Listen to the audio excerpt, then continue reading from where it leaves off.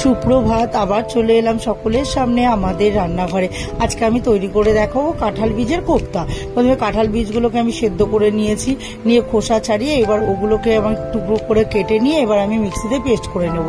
নিয়ে ওই পেস্টটার মধ্যে পরিমাণ মতো নুন, হলুদ, স্বাদ মতো একটু চিনি, লাল লঙ্কার গুঁড়ো আর কালো জিরে আর জোয়ান, গোটা জোয়ান দিয়ে আর বেসন দিয়ে ভালো করে মেখে নিয়ে এবার আমি ছাকা তেলের মধ্যে ওগুলো কোপ্তাগুলোকে আমি ভেজে তুলে নেব।